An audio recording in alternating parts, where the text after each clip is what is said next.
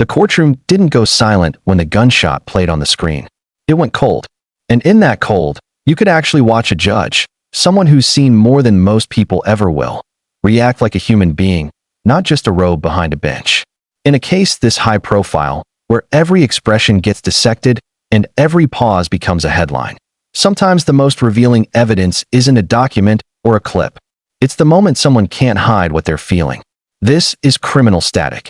And if you want more deep dive narration on the cases that won't let the public look away, subscribe right now and stay with us, because this story only gets more unsettling the deeper you go. I asked him in person if what he said was true the night before, and he said it was. That one sentence, simple, almost plain, sits like a weight on the entire room. Not because it's loud, not because it's dramatic, but because of what it implies. An admission that wasn't screamed, wasn't performed, wasn't spun for the cameras, just stated. Quietly. In a private space. The kind of statement that, if it's true, changes the shape of everything that comes after it. But before anyone runs with conclusions, there's something the public keeps getting wrong about what all of this actually is. This is not a trial. It's a preliminary hearing, where prosecutors show a judge what they have, what they intend to bring, and whether it's enough to move forward. Different rules, different standards, different expectations. It isn't a verdict. It isn't the end. It's the legal system deciding whether this story has enough gravity to become a full-blown trial. And this week, that gravity was everywhere. Because for days, the hearing pulled back the curtain. Not all the way, never all the way at this stage, but enough that the courtroom could be seen, the evidence could be previewed, and the people inside it could be watched. And people did watch. Not just to see what was said, but to see what couldn't be unsaid. The posture shifts. The delay before speaking. The blink that comes too slow. The jaw that tightens. The way a body leans away from something even when a person can't physically leave. In a courtroom, words are the official record. But bodies keep their own record, too. One of the moments that caught the public's attention wasn't even about the defendant at first. It was about the judge. At one point, Judge Tony Graff is shown video of Charlie Kirk before the chaos, before the moment that changed everything. And the judge watches in a way that seems almost mechanical. Stoic, controlled, neutral. The video ends, and he resets quickly, returns to procedure, returns to the rhythm of court. If you only saw that clip, you might think, nothing to see here. And that's exactly why it matters. Because shortly afterward, the courtroom is shown the footage of the shooting itself. And suddenly, it's not the same judge. You can see anticipation before the moment arrives, subtle restlessness, shifting in the chair, the body bracing as if it already knows what the mind is about to be forced to witness again. Then the faint sound of the shot. And the reaction, small but unmistakable. A jolt. A recoil. Not theatrical. Not exaggerated. Human. When it ends, the reset takes longer. There's a slow blink. The head lowers. The energy drops as if the emotional temperature in his body just fell. His tone changes, too. Lower, slower. Like someone who has to climb out of a moment before they can return to the job. A second angle is shown later. Same event, different view. And the anticipation is worse. This is the part people often misunderstand about repeated exposure. Knowing what's coming doesn't always soften it. Sometimes it sharpens the dread. You can watch him look away briefly, eyes shifting, avoidance creeping in, not because he isn't doing his job, but because some part of him doesn't want the image to enter his head again. Then the shot happens again, and the startle is bigger, even with warning, even with knowledge. And afterward there's something in the face, subtle but real, an openness in the eyes, tension around the mouth, movement in the jaw that suggests discomfort and anger. Not rage, not loss of control, but the kind of contained emotion people carry when they're forced to watch violence up close while remaining publicly composed. That sequence tells you something about this judge. This isn't routine for him. Or maybe it is routine, but it still reaches him. And in a system that often appears numb from the outside, that detail matters. Because you also see it in how he treats witnesses, checking whether they understand, making sure they know water is there, trying to keep the environment as humane as a courtroom can be. He's even-handed in a way that gets him criticized from every side. Because when both sides are angry at you, it usually means you aren't serving either narrative. You're serving the process. But while the judge's reactions made headlines, the more quietly revealing moments came when the camera settled on Tyler Robinson and the people nearest to him. There's a particular behavior that becomes important once you know what to look for: how a person responds to distraction. Not in the shallow, social media way where people try to claim direction equals lying, which it doesn't, not reliably, not universally, and not in the way viral body language experts insist. This is different. This is about focus. When something interrupts the main event, does the person snap back immediately, or do they welcome the interruption like relief? In ordinary life, you've seen it. You're talking to someone at lunch, and their phone lights up. Some people glance and return. Others pick it up, sink into it, and you realize you never really had them in the first place. In high-stakes environments, interrogations, hearings, trials, that same principle can show you what someone perceives as dangerous, what someone perceives as irrelevant, and what someone perceives as worth locking onto with their full attention. In one moment, Tyler sits beside his attorney while a witness speaks, Officer Bagley, describing movements, routes, locations. Then an associate approaches the defense table, quietly speaking to Tyler's attorney about something technical, about the screens and visibility. And Tyler turns toward it. Not a quick glance. Not a brief acknowledgement. He leans. He angles his body. He lifts slightly as if to catch every word. His attorney hunches fully into the distraction, and when the associate leaves, she leans into Tyler to explain. Tyler stays engaged. Only afterward do they return to the witness's testimony, slowly. That tells you something, at minimum. What Officer Bagley was saying at that moment didn't feel urgent to them. Not compared to the interruption. Their attention didn't snap back like people who are hyper-focused on every word in the room. But later, there's another distraction, another moment of side conversation, right as Officer Bagley is called to describe an important image projected for the court. And everything changes. The moment the witness is asked to describe what he's seeing, Tyler and his attorney straighten up. The private connection between them breaks instantly. Not gradually, not politely, but like someone yanked their attention by force. They lock in, and Tyler begins to show more stress. Pen movement, fidgeting, a face touch, brief downward looks, a body that looks less casual and more charged. The difference between those two scenes matters, not because it proves guilt or innocence on its own, but because it demonstrates perceived threat. People don't respond like that to things they believe are meaningless. They respond like that to things they believe can hurt them. And here is where criminal static has to make something crystal clear, because this is where viewers often get manipulated by their own certainty. You can't take a single stress cue and declare it a confession. A guilty person can be stressed because they're guilty. An innocent person can be stressed because they're being accused. If you already decided what you believe, your mind will force every detail into your conclusion. That isn't analysis. That's bias wearing analysis like a costume. Real analysis collects behavior, compares it to context, looks for patterns, watches for clusters, and then, only then, asks what story is most likely. And the story the prosecution was building that week relied heavily on video evidence.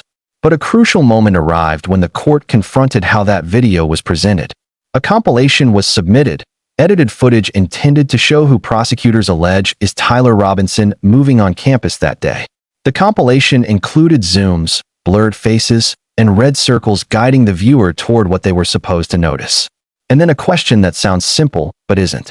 Does the edited video accurately depict the raw source footage? The lead investigator, David Hall, answers cautiously, because any reasonable person would. I believe so. Not yes. Not absolutely. Not I confirm. But I believe so. That's not suspicious. That's memory working honestly. Human memory is flawed. It's proven, repeatedly. You can't ask someone to perfectly recall whether an edited compilation matches raw footage down to every detail, especially in a case where every detail matters. The judge recognizes the problem immediately. If the state is presenting an altered exhibit, zoomed, circled, blurred, then the court needs to know who made those alterations and how. Not because the judge is accusing anyone of malicious intent, but because altered footage changes the conversation. The defense needs the ability to challenge the editing. The court needs a clean chain of authenticity. And in that moment, the judge pushes back, essentially telling the prosecution, if you want to use this, you need to bring it in properly. The reaction online to that pushback was predictable. People declared it proof of corruption, or proof the case was falling apart, or proof of bias. But in reality, it was something else. Procedure. And it's exactly what a courtroom is supposed to do, especially in a preliminary hearing, where what's being tested isn't just the narrative, but whether the building blocks of that narrative are being introduced in a way that could survive trial. Then comes the segment that drew some of the most attention and confusion, the interview with Lance Twiggs, Tyler's ex-roommate and romantic partner. The prosecution played parts of this interview in court, but not all of it. Some sections were audio only, some cut, some withheld. That immediately led to two waves of outrage. Why are parts missing? And how can this be shown if the defense can't cross-examine him? The answer, again, returns to what this hearing actually is. Not a trial. A preliminary hearing. The judge is deciding whether the case should proceed, while also protecting the integrity of a potential jury pool. If every graphic detail and every emotionally charged statement is released publicly right now, it floods the public, poisons neutrality, and turns the eventual jury pool into a population of pre-decided minds. And as for cross-examination, this stage doesn't require it the way trial does. Many jurisdictions use grand juries for this exact purpose, and in that setting, the defense doesn't even get to be present. Compared to that, a preliminary hearing actually gives the defense more voice, not less. There was also talk about immunity. People online heard immunity and assumed it meant Lance could lie with no consequences. But what he was given is described as use immunity. What he says in the interview can't be used against him, but evidence found outside the interview can. It's designed to incentivize cooperation, not to create a consequence-free lying license. So now, with that context, the interview begins. He's asked if he knows Tyler Robinson, and his answer isn't as clean as you'd expect. Yes, I do. Yeah, I do. There's a hesitation. A look upward, like he was about to add something, some caveat, then he abandons it. In that tiny moment, you can feel a person trying to manage the framing of their relationship. Yes, I know him, but what? We don't get the rest. But the attempt is there. He confirms he met Tyler in person in the year 2023, though he suggests he knew him before that in some way. He describes Tyler as a new roommate, then acknowledges the relationship progressed into dating a few months after Tyler moved in. This part of the interview is straightforward. Expected questions, expected answers. And his body shows it. Less hesitation, more direct delivery. But the interview isn't really about when they met. It's about what happened around the day after the shooting. He's asked about Tyler's typical workday, and you can see his mind shift into retrieval mode. Speech slows, eyes lift, estimates come out. Leaving around 7, back around 3 or 4, sometimes school around 5 or 6. It's the language of approximation, and it syncs with the visible signs of thinking. Then a moment of awkwardness. He's asked to spit out gum. He complies, but the posture closes, arms in, eyes down, classic self-consciousness. Not deception, just discomfort at being watched doing something mildly embarrassing in a formal setting. Then the real question arrives. Did he see Tyler on September 11th, the day after the shooting? And suddenly, the baseline changes. Yes, but now the story has tension in it. He says he saw Tyler when he woke up, and Tyler was up and around doing a lot of stuff around the house. A vague phrase that immediately creates questions. A lot of stuff. What stuff? Cleaning? Packing? Pacing? Talking? Silence. He says he went home after a message, because he didn't want Tyler going to his parents' house when Tyler said there were probably cops outside. He returns home, sees Tyler, says goodbye, and Tyler drives off. Then Lance goes back to his parents' house. Even in this telling, there's cognitive load, more hesitancy, more eye movement, more internal monitoring. And then the follow-up presses harder. Was Tyler acting erratically? Was he pacing? Was he sitting down? Lance says Tyler was walking around a lot. And then the question that matters. Did Tyler talk about what he had done? Lance says Tyler didn't go into detail. He says he asked Tyler in person if what he said the night before was true, and Tyler said it was. Then Lance starts crying a little. Then comes the line that lingers. Tyler said he wishes he hadn't done it. Lance describes Tyler continuing to move around, doing stuff, trying to stay busy or distracted, then says Tyler talked about going to his parents or turning himself in.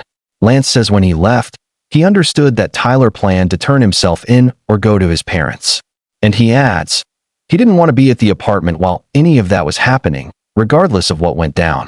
That last part matters psychologically, because it sounds like distance. Not just physical distance, emotional distance. A need to separate from the blast radius. And that theme, Distance keeps showing up. It's there in the hesitation at "Do you know Tyler Robinson?" It's there in the effort to minimize how deep their conversations were. It's there in the way he frames his own actions as limited, reluctant, detached. And then another set of questions raises eyebrows. Had he seen press releases? Media coverage? He says he'd seen an Instagram link someone sent in a group chat, but he hadn't really looked into it at all. Then he's asked if he'd seen images of the suspect. He says he saw them the next day, not on the day of the 10th. Even without focusing on body language, the logic creates friction. If your roommate is sending bizarre texts, and someone sends you a link suggesting your roommate may be connected to a public act of violence, do you really not click it? Do you really not look deeper? Most people would. Not out of curiosity, out of fear, out of self-protection, out of the need to know whether the person might return home unstable, armed, desperate, or hunted. So if Lance didn't look into it, then either he is the rare exception, unbothered, disengaged, or he is presenting himself that way for a reason. And the most likely reason is the one the interview keeps circling: distance. Because the more he admits he followed it closely, the more it suggests closeness, involvement, shared urgency, shared fear, shared conversation. And the clearer he makes that distance, the safer he looks in the public's eyes. Then the prosecution asks something that causes the biggest shift yet. Did Tyler ever talk about Charlie Kirk? Lance answers with qualifiers. He personally never heard Tyler talk about Charlie Kirk specifically. That's a very different sentence than simply, "No." Personally implies there may be knowledge outside his own direct experience. Specifically implies there may have been discussion in general terms. Then his lips compress, a brief, tight seal, a common indicator of withheld thought, disagreement, or "there's more here, but I'm not saying it." Then they broaden the question. Did you ever talk about political issues, gender identity, LGBTQ rights? He says, "No, not really." And his speech becomes less clean, more pauses, more uncertainty, more cognitive effort. "No, not really" is not a confident denial. It's a fog. And fog is useful. Fog prevents specifics. Fog prevents follow-ups. Fog prevents clear contradictions later. He says if Tyler talked politics, it was about Trump and current policies, then trails off with an "oh yeah" that feels more like closing a door than opening one. In this moment, even an untrained viewer can sense the shift. This subject, motive, ideology, beliefs, hits a nerve. And once again, the most consistent explanation isn't necessarily that he's inventing the entire story. It's that he is managing proximity. Managing how connected he appears to Tyler's thoughts, Tyler's politics, Tyler's targets. Because the closer he seems, the more people will ask, "What did you know, and when did you know it?" That's the unspoken pressure sitting in his posture. So what does all of this add up to? A judge who appears emotionally affected by the evidence in a way that many long-timers aren't, suggesting a person still capable of human reaction, still connecting to the content, even as he maintains control. A defense fighting uphill in a preliminary hearing, where the prosecution naturally holds the spotlight, but where small procedural missteps, like presenting altered compilation footage without the cleanest foundation, get corrected in real time by the bench. And a key witness interview that, while not necessarily screaming fabrication, shows repeated signs of something else: omission, discomfort, careful distancing, and selective vagueness around the most important parts, the conversations, the motives, the details that would make the story feel complete. Most importantly, it shows the difference between what a person is willing to confirm and what they're terrified to own. Now, if you're still watching at this point, drop a comment with "I'm still here." Let's see who's truly following this shocking story. Because here's what comes next, whether people like it or not. The judge will make the decision on whether this goes to trial. And most signs point to it moving forward. If it does, the public will learn what the preliminary hearing can't fully reveal. The defense's strategy, whether it's a full denial of involvement or whether it's something entirely different, like reducing aggravating factors to pull the death penalty off the table. That's what many people miss. Defense does not always mean prove innocence. Sometimes it means minimize exposure. Sometimes it means shift the frame. Sometimes it means save a life. And at trial, witnesses like Lance won't be speaking in the relatively protected structure of an edited presentation during a hearing. They'll face real cross-examination. They'll face precision questions. They'll be forced to pin down timelines, define stuff, explain what not really means, and clarify what was said in those private moments that now sit at the center of a public storm. That's when the fog either clears or collapses. And until that happens, what we have right now is a preview of evidence, of emotion, of procedure, and of human behavior under the pressure of consequence. The most chilling detail still isn't the judge's blink, or the prosecution's confidence, or the defense's uphill fight. It's the private interaction described in the simplest language possible. I asked him if it was true, and he said it was. I started crying, and he said he wishes he hadn't done it. That's the sentence the public will not forget, and it's the sentence a trial will either validate with corroboration or dismantle with contradiction. If you want more narration like this from Criminal Static, stories told clearly, without hype, without noise, and without letting the most important details slip past, subscribe and turn on notifications so you don't miss the next update as this case moves toward its next turning point. Because the hearing may be over soon, but the story isn't. And the final chapter is going to be written in a courtroom where nobody gets to hide behind vagueness anymore. Before you go, hit like, subscribe to Criminal Static, and share this video with someone who follows true crime. Because the more eyes on the facts, the harder it becomes for misinformation to control the narrative.